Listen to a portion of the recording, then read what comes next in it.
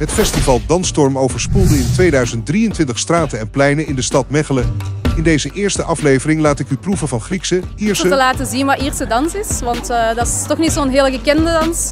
Oriëntaalse, maar ook flashmob, vendelzwaaien en op senior werpen. Hou je klaar voor 10 minuten Dansstorm. Zo, we zijn terug in Mechelen voor een nieuwe vlog en dat gaat vandaag over Dansstorm.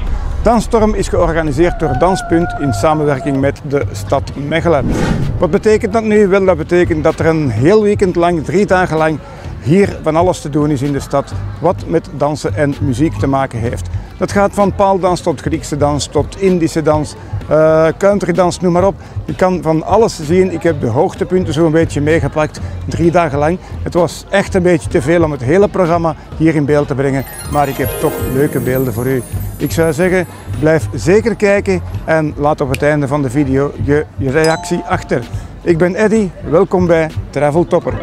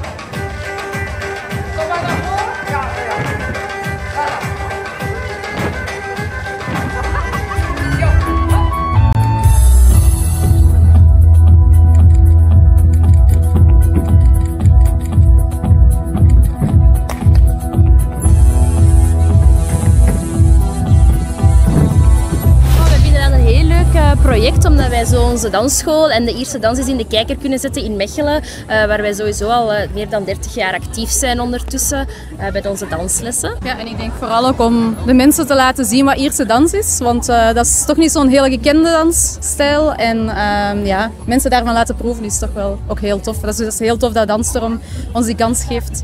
Ja, het is heel leuk dat we het kunnen doen en zeker in begin september. Dus als er nog mensen zijn die nu gebeten zijn door de Ierse dansmicroben, zeker nog komen.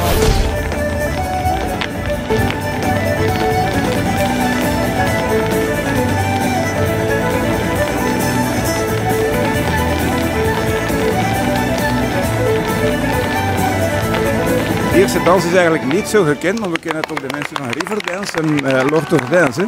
Is het zo'n beetje op hetzelfde dat jullie eigenlijk verder bouwen? Zeker, ja. Wij zijn, of onze leerkracht, want wij zijn natuurlijk niet de starters van de Marlene's Irish Dancer, dat is Annemie Thijs, onze directrice van de dansschool. Was ook helemaal gebeten in 1998, denk ik, met Riverdance. Nu, mensen kennen Riverdance, Lord of Dance vaak wel, maar niet dat je dat ook in België kan doen. En het is dat vooral wat we willen laten zien, dat dat ook in België mogelijk is.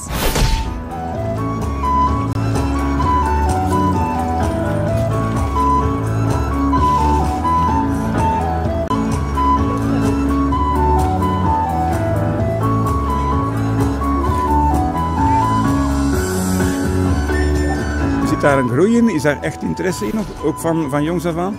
Ja, absoluut. Wij hebben denk ik dit jaar toch een kleine, zeker 80 dansers die met Ierse dans bezig zijn momenteel. Waarvan de jongste momenteel 3 is en de oudste 69. Dus wij hebben wel een heel ruim publiek dat daarvoor voor open staat.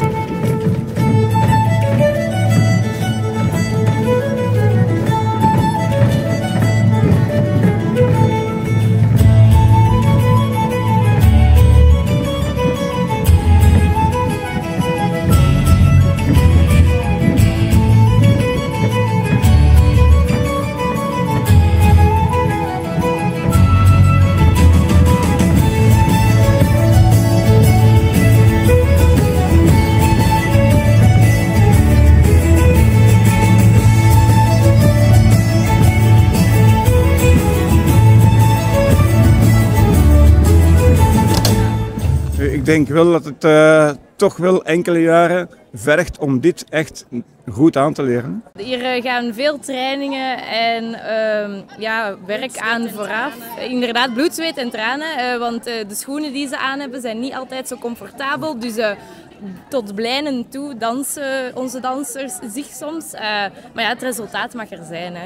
Ja. Ik veronderstel wel dat het bij de allerkleinste er niet zo aan toe gaat. Hè? Ook die hebben wel een intensieve training, maar die dansen nog niet met die schoenen die zoveel pijn doen. Dus dat valt iets beter mee. Maar van begins af aan proberen we wel die discipline erin te leggen die natuurlijk deze dansstijl vraagt.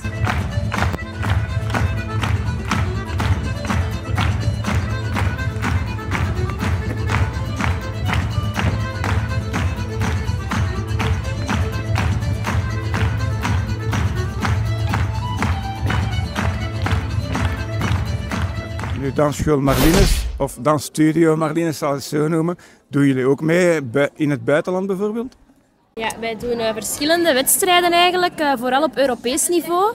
Wij hebben ook al 2 deelnames aan het wereldkampioenschap ondertussen meegedaan. Dus dat is toch wel een hele prestatie. Dus wij kunnen wel zeggen dat wij op Europees niveau wel ons mannetje staan en ons best doen vooral. Hè.